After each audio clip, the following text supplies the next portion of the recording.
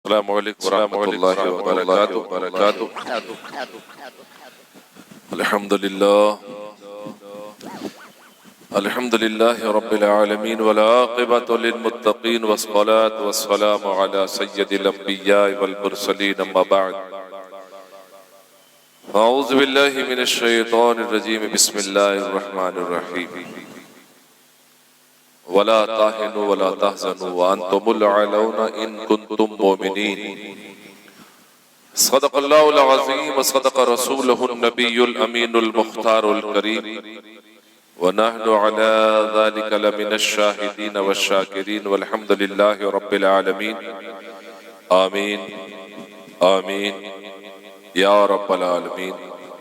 اے اشرف زمانہ زمانے مدد نما، اے اشرف زمانہ زمانے مدد نما، درہائے بستراز کلید کرم کشا، سرورا شاہا کریمہ دستگیرہ اشرفا، حرمت روح پیمبر یک نظر کن سوئے ماں. باگرداب بلا افتاد کشتی، ضعیفان شکستارہ تو پشتی، بحق خواجہ عثمان ہارونی مدد کن مدد کن مدد کن یا معین الدین چشتی. غوث اعظم با منے بے سر و ساما مدد، قبلہ دی مدد کعبہ و ایما مدد. مولا علی مشکل کشا مشکل کشائی کیجیو، ہوں اسیر رنج و غم مجھ کو رہائی دیجیو. یا رسول اللہ انظر حالنا، یا حبیب اللہ اسما قالنا، اننی فی بیر ہم مغرقن خذ یدی سہل لنا اشقالنا. لی خمسۃ اطفی بہا حر الوباء الحاتمہ، المصطفیٰ والمرتضی وبناہما والفاطمہ. لی خمسۃ اطفی بہا حر الوباء الحاتمہ، المصطفیٰ والمرتضی وبناہما والفاطمہ. لی خمسۃ اطفی بہا حر الوباء الحاتمہ، المصطفیٰ والمرتضی وبناہما والفاطمہ. وصلی اللہ تعالی علی خیر خلقہ سیدنا محمد وعلی آلہ واصحابہ اجمعین برحمتک یا ارحم الراحمین. آمین آمین یا رب العالمین. اللہ رب العزت اپنے مقدس کلام میں ارشاد فرماتا ہے، تم ہی سر بلند رہو گے، تم ہی کامیاب رہو گے، شرط ہے کہ مومن ہو جاؤ. ہے نا؟ امامت تم کرو گے، حکومت تم کرو گے، وقار تمہارا ہوگا، عزت تمہاری ہوگی، شان تمہاری ہوگی، حکومت تمہاری ہوگی، شرط ہے کہ مومن ہو جاؤ. بس اسی آیت کریمہ کے تحت تھوڑی دیر انشاءاللہ گفتگو ہوگی. ویسے بڑی دیر سے آپ لوگ نعت و منقبت سماعت کر رہے تھے. ماشاءاللہ ہمارے فرید صاحب بھی تشریف لے آئے، اور یہ ہمارا بانجا مجھے نہیں معلوم تھا کہ یہ بھی نعت پڑھتا ہے. وہ مچھلی کے بچے کو تیرنا سکھائے نہیں جاتا ہے، وہ تو پانی میں پیدا ہوتا ہے اور وہ پیدا ہوتے ہی تیرنے لگتا ہے. تو جس کے گھر میں شروع سے ماحول ہو، اور یہ حقیقت ہے کہ یہ ماحول ہم کو ننیال سے ملا، جی چاہے یہ ہو میں ہوں یا اور بھی جو ہمارے رشتہ دار برادران ہیں، تو ہم کو جو ملا وہ ننیال سے ملا. یہ ریل بات ہے، یہ حقیقت، اس میں کوئی دو رائے. چونکہ یہ میرا بانجا ہے تو ظاہر تھا ننیال تو اس کا بھی وہی ہے نا. اس کی والدہ میری مامو جات بہن ہے، تو میری نانی کے گھر میں اس کا بھی نانی کا گھر ہے. بہرحال اللہ تعالی ہم سب کو عشق رسول صلی اللہ تعالی وسلم میں تڑپنے والا دل عطا فرمائے. دیکھو بولی ایک ہی بولو، وہ بھی مدینے والی بولی بولو مومن والی، ہے نا. تو شان تمہاری ہوگی، حکومت تمہاری ہوگی، عزت تمہاری ہوگی، ہے نا، وقار تمہارا ہوگا، سب کچھ تمہارا ہوگا. شرط ہے کہ مومن ہو جائے. اب مومن ہونے کے لیے کیا کرنا پڑتا ہے؟ بولو کیا کرنا پڑتا ہے مومن کے لیے؟ بڑے بڑے بال رکھنے پڑتے ہیں، مونچھیں بڑی رکھنی پڑتی ہیں، پھٹی پینٹ پہننا پڑتا ہے. بولو کسی ایکٹر کے جوتیاں سیدھی کرنی پڑتی ہیں. تو کیا کرنا پڑتا ہے مومن کے لیے؟ مومن کے لیے اللہ اس کے رسول کی اطاعت کرنی پڑتی ہے، مومن کے لیے ذکر خدا اور ذکر رسول کرنا پڑتا ہے، مومن کو 5 وقت مقررہ پر نماز پڑھنی پڑتی ہے، مومن کو بھلائی والے کام کرنے پڑتے ہیں، مومن کو بڑوں کی عزت چھوٹوں پر شفقت کرنی پڑتی ہے، مومن کو ہر حال میں اللہ کا شکر ادا کرنا پڑتا ہے، مصیبت پر مومن کو صبر کرنا پڑتا ہے نا، اللہ کے ذکر میں تر رہنا پڑتا ہے ہما وقت، یعنی ہما وقت۔ ابھی آپ بولو گے تو ہما وقت کیا ہے؟ آپ کاروبار بھی کرو تو ایمانداری سے کرو، دیانتداری سے کرو، اللہ رسول کی رضا والا کرو تو ذکر ہے آپ کے لیے، آپ چلو تو ذکر ہے، آپ اٹھو تو ذکر ہے، آپ بیٹھو تو ذکر ہے، آپ کھاؤ تو ذکر ہے، آپ کے لیے سب ذکر ہے، کوئی لمحہ ذکر سے خالی نہیں۔ تو مومن کے لیے یہ ہے، اور ہم مومن یعنی ہم اپنے آپ کو مومن کہتے بھی ہیں، لیکن مومن کا میم کا جو اوپر کا گول دائرہ نا، ہم اس کو بھی نہیں سمجھ پاتے۔ اور میں ہمیشہ یہ بات کہتا ہوں کہ ہم لوگ یعنی جتنے بھی، میں 100 میں 100 کی بات تو نہیں کرتا، لیکن 100 میں سے 90 کی بات کرتا ہوں، یا 95 کی بات کرتا ہوں کہ یہ لوگ غلط فہمی کا شکار ہے کہ مرتے ہی ہم جنت میں چلے جائیں۔ یقیناً اللہ غفور الرحیم ہے، وہ علیم و خبیر ہے، وہ سمیع و بصیر ہے، اس کی شان ان اللہ یرزق من یشاء بغیر حساب ہے، وہ جسے چاہے گا بے حساب عطا کرے گا، وہ جسے چاہتا ہے بے حساب دیتا بھی۔ لیکن میرے بھائیوں، مرنے کے بعد جنت میں جانے کے لیے یہاں تیاری کرنی پڑتی ہے نا، کھیت میں گیہوں کا بیج بونا پڑتا ہے، پھر وہ پودا نکلتا ہے، پھر اس کے آجو باجو گھاس کاٹنا پڑتا ہے، اس کو پانی دیتے ہیں، سینچائی کرنی پڑتی ہے، پھر وہ بڑا ہوتا ہے، دانے لگتے ہیں، وہ پکتا ہے، اس کو سوکھنے کے بعد کاٹا جاتا ہے، پھر اس کو پیسا جاتا ہے، پھر کہیں آٹا گوندا جاتا ہے، پھر روٹی تیار ہوتی ہے۔ لیکن اب روٹی ایسے تھوڑی بن جاتی ہے، تو کچھ پانے کے لیے کچھ کھونا پڑتا ہے، کبھی کھایا تو کبھی بھوکا بھی سونا پڑتا ہے، اور اللہ کو پانے کے لیے راتوں کو رونا پڑتا ہے، تب رب ملتا ہے۔ اب کام تو ہم شیطان والے کریں، راضی ہم شیطان کو کرتے ہیں، اور جنت میں جانے کے خواب دیکھیں۔ میں کہتا ہوں گھر سے اٹھ کے مسجد تک جانا تو ہماری جان پہ آتا ہے، اور میں نے کہا علامہ اقبال کہہ گئے پہلے کہ گھر سے مسجد تک جانا تو ہماری جان پہ آتا ہے، اور جنت میں جانے کے لیے خواب دیکھتے مرے اور جنت میں کودی مارے یہاں سے سیدھا جنت۔ ایسا نہیں ہے، ایسا نہیں ہے، جنت میں جانے کے لیے اللہ کی اطاعت کرنا پڑتا ہے نا۔ فرمایا اللہ نے، اعوذ باللہ من الشیطان الرجیم، بسم اللہ، قل ان کنتم تحبون اللہ فاتبعونی یحببکم اللہ۔ اے محبوب فرما دو، کہہ دو، قل کہہ دیجئے کہ اگر تم اللہ کی اطاعت کرنا چاہتے ہو نا، تو اے محبوب کہہ دو کہ میری اطاعت کر لو۔ اللہ محبوب سے فرما رہا، کہہ دو، کس سے؟ اس مخلوق سے، کہ اللہ کی اطاعت کرنا چاہتے ہو تو میری اطاعت کرو، اللہ کو مان اللہ تک جانا چاہتے تو مجھ تک آ جاؤ نا۔ کتنے ہیں جو رسول کی اطاعت کرتے مجھے بتائیے نا۔ اور آج پڑھ بھی رہی ہے، بھگت بھی رہے ہیں، اس کے بعد بھی سنبھلنے کو راضی نہیں۔ درشی پڑھی، اللہم صلی علی سیدنا و مولانا محمد معد اہل جود والکرم وآلہ الکرام نہی الکریم وبارک وسلم، صلاۃ و سلام علیک یا رسول اللہ، علیک الصلاۃ والسلام۔ اللہ کے پیارے حبیب صاحب الولاق صلی اللہ تعالی وسلم ارشاد فرماتے ہیں کہ کل بروز قیامت جب حشر کا میدان ہوگا نا، تو عرش اعظم کے علاوہ کوئی بھی سایہ نہیں ہوگا، کوئی سایہ عرش کے علاوہ نہیں ہوگا۔ یہ تمہارے جتنے بھی محل ہیں، یہ درخت ہے، یہ حجر و شجر و جتنے بھی سب شجر و حجر سب نکل جائیں گے، سب کاپوس بنا کے اڑا دیے جائیں گے، سناٹا ہو جائے گا، زمین تانبے کی ہوگی، اور آسمان بولیے نا، کسی کو بھی نہیں معلوم۔ سورج سوا نیزے پر تو ہوگا نا بیٹا، تو سورج جب سوا نیزے پہ ہوگا تو آپ کی کھوپڑی کھولے گی کہ بولے گی؟ کھولے گی، وہ بولے گی نہیں۔ اور یہ کس کے لیے؟ گنہگاروں کے لیے۔ تو جب ہمارے لیے حضور نے فرمایا کہ عرش کے علاوہ کوئی سایہ نہیں ہوگا، تو ہم جیسے مسلمان تو تھے نہیں، وہاں صحابہ کرام تھے جنہوں نے نبی کو ایمان کی حالت میں دیکھا بھی اور نبی کی صحبت بھی پائی ہے نا۔ تو کسی صحابی رسول کا ہے، انہوں نے بڑی محبت سے کہا، یا رسول اللہ، میری ماں باپ آپ کے قدم ناز پر قربان، حضور وہ سایہ کس کو نصیب ہوگا؟ کیا پوچھا؟ یا رسول اللہ وہ سایہ کس کو نصیب ہوگا، وہ کون لوگ ہوں گے؟ صحابی رسول پوچھ رہا، آج کا یہ للو مسلمان نہیں۔ میرے آقا کریم نے فرمایا کہ وہ 3 طرح کے لوگ ہیں۔ بولیے نا آپ لوگ، ارے سبحان اللہ تو کہہ ہی سکتے ہو نا یار، کہ منہ میں لڈو تو نہیں لے کے بیٹھے ہو آپ۔ وہ کون ہوں گے؟ 3 طرح کے لوگ ہوں گے، حضور نے فرمایا۔ اب دوسرے صحابی رسول کھڑے ہوتے ہیں، یا رسول اللہ فدا کا امی و ابی، میرے ماں باپ آپ پر قربان ہو سرکار، وہ 3 طرح کے لوگ کون ہوں؟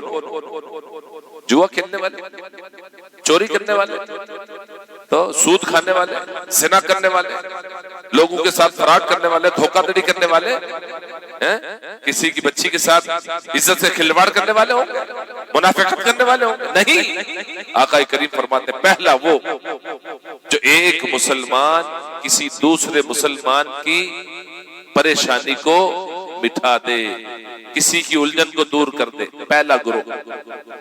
دوسرا وہ جو میری سنتوں کے مطابق زندگی گزارے، میری سنتوں کو زندہ کرے، مجھ محمد صلی اللہ علیہ وسلم کی ادا کو عمل کرتے ہوئے زندگی گزارے۔ اور تیسرا وہ جو مجھ پر کثرت سے درود پڑھے۔ اب مجھے یہ بتاؤ ایمان سے ذرا اپنے دل پہ ہاتھ رکھے کہ ان تینوں میں کون لوگ ہیں جو تینوں پر عمل کرتے ہیں؟ مجھے بتائیں نا، ایک پر بھی عمل نہیں ہے۔ ہم کسی کی الجھن کو دور کرتے، ہم الجھن میں ڈال تو سکتے ہیں، الجھن دور نہیں کر سکتے۔ معاف فرمائیں، میں 100 میں سے 2 کی بات نہیں کرتا، 98 کی بات کرتا۔ اور پھر کسی بیچارے پر مصیبت آ جائے تو ہم خوش ہوتے ہیں، بہت صحیح ہے، بہت اچھا، پڑھنی چاہیے۔ ارے پڑھنی نہیں چاہیے تو خوش ہو رہا ہے نا، اللہ نہ کرے کہ وہ تیرے ساتھ بھی ہو سکتا۔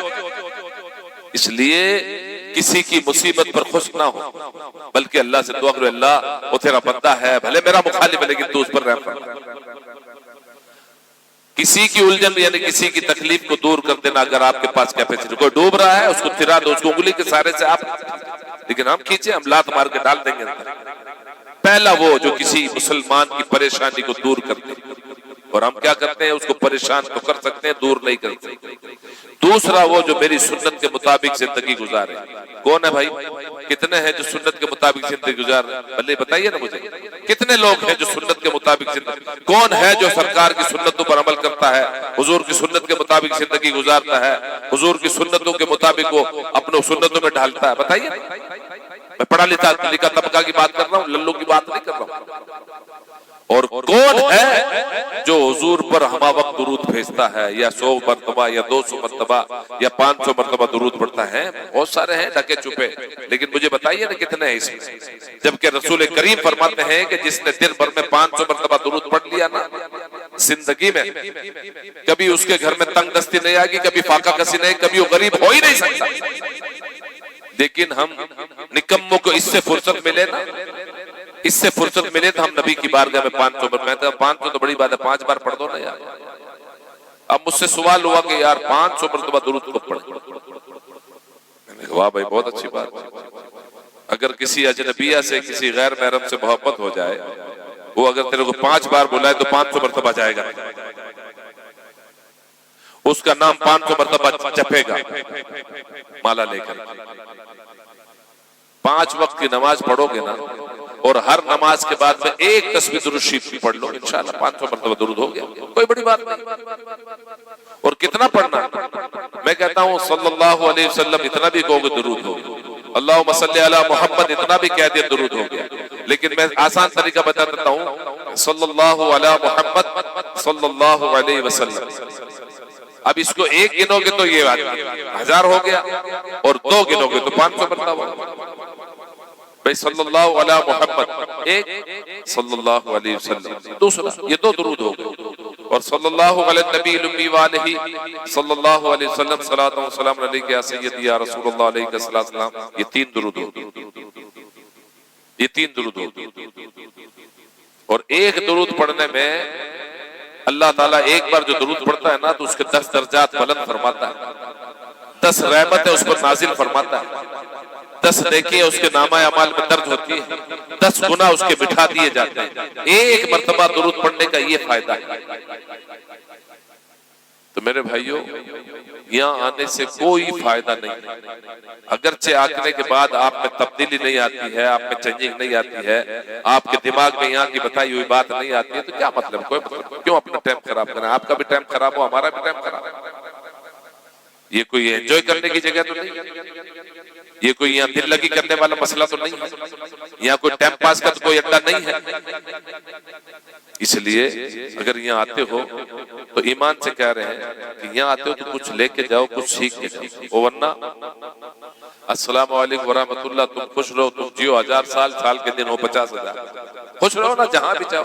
اب جس کو چاہیے اللہ نے جنت بھی بنائی اور جہنم بھی بنائی، اب جو جس میں چاہے خود ہی مارے۔ جس طرح میں سن 2015 میں دبئی گیا تھا پروگرام کے لیے، تو وہاں پر میں نے دیکھا کہ یار مساجد بھی بڑی خوبصورت ہیں، اور یہ بھی ہیں دارو کہتے ہیں، عیاشی کہتے ہیں دبئی۔ میں نے پہلے تو مجھے یقین نہیں ہوا، لیکن جو وہاں کا باشندہ تھا، اتفاق تھا کہ وہ میرے ساتھ پلین میں تھے، تو اسماعیل پالیگر ان کا نام تھا، کوکن کے رہنے والے۔ میں نے ان سے پوچھا تو بولے آپ نے غلط نہیں دیکھا، آپ نے صحیح دیکھا ہے۔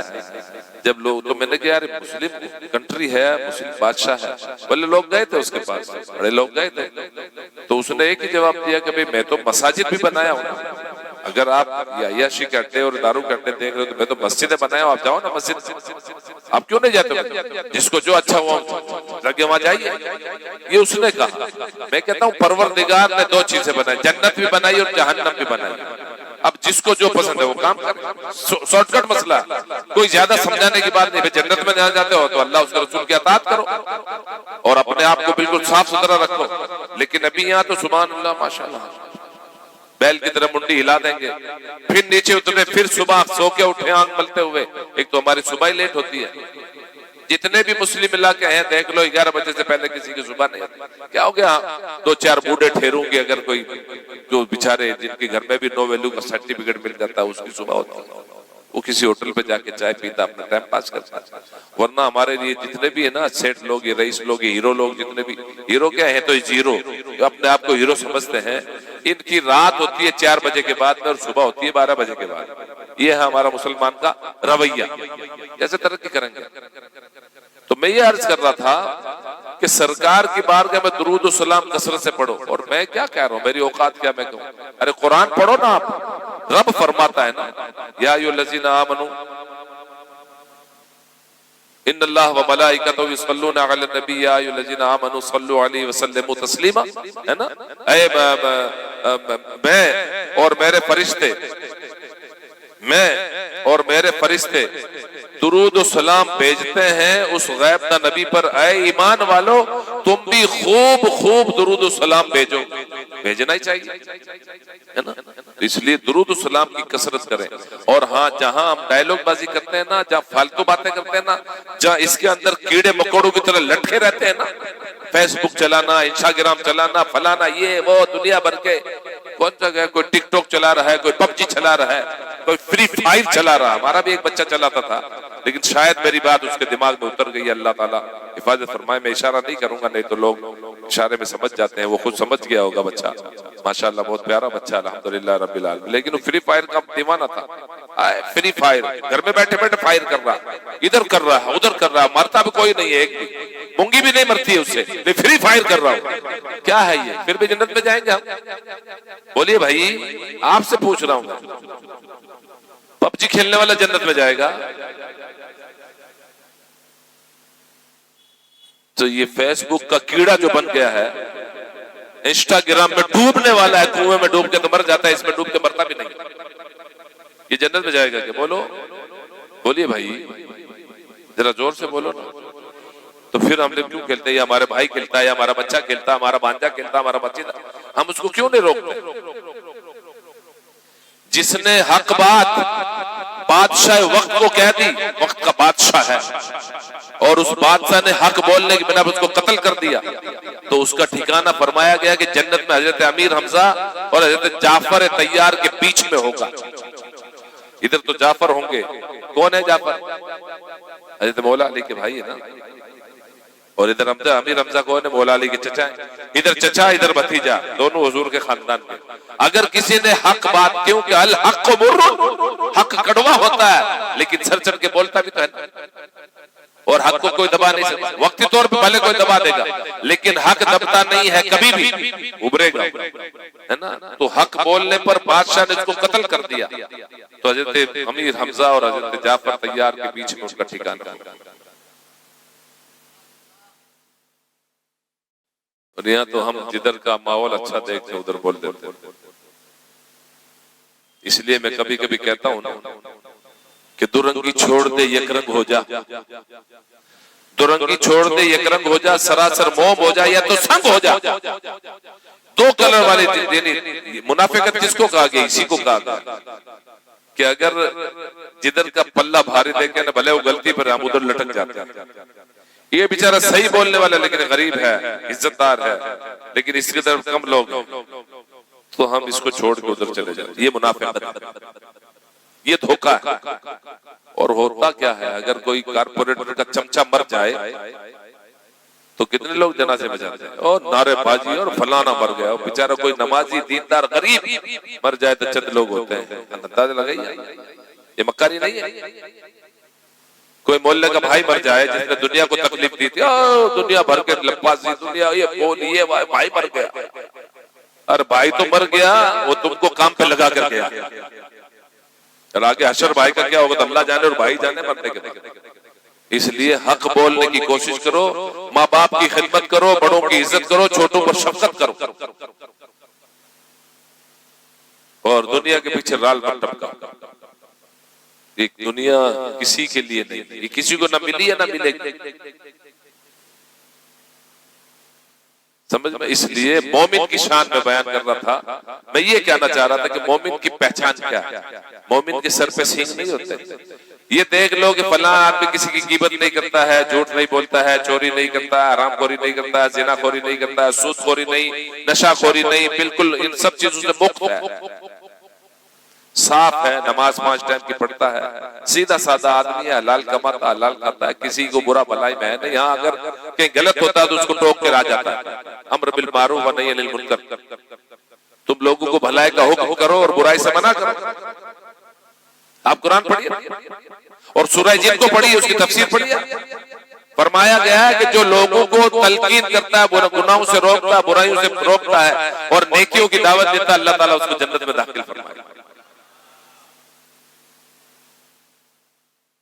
تو وہ مومن ہے، مومن کی شان میں بیان کر رہا ہوں۔ مومن وہ ہے جو 5 وقت بجماعت نماز پڑھ لیتا ہے، حلال کماتا ہے، حلال کھاتا ہے، بڑوں کی عزت کرتا ہے، چھوٹوں پر شفقت کرتا ہے، اپنے معاملات میں صاف ستھرا رہتا ہے، کسی کی آری میں ہے نہ بری میں ہے، نہ ادھر میں ہے نہ ادھر میں ہے، صاف ستھری زندگی گزارتا ہے، سارے نشہ خوروں سے، زنا خوروں سے، سٹا خوروں سے، سود خوروں سے، مکاروں سے، فرار کاریوں سے، دھوکہ دھڑی کرنے والوں سے، منافقت کرنے والوں سب سے پرے ہٹ کے زندگی گزارتا ہے۔ ہاں کہیں غلط ہوتا ہے تو بالکل روک بائی ٹھوک کے چلا آتا ہے، وہ مومن بالکل سچا مومن، پکا مومن ہے، ایسی زندگی گزارے۔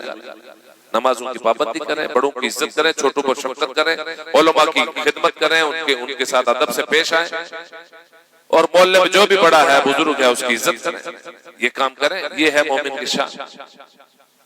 اور کوئی مومن کی کیا پہچان ہے؟ کوئی مومن کے سینگ تھوڑے تھوڑے، اور جھوٹے مکار باباؤں کے پاس جانے سے بچیں، فراڈ پیروں سے بچیں، دھوکہ دھڑی کرنے والوں سے بچیں،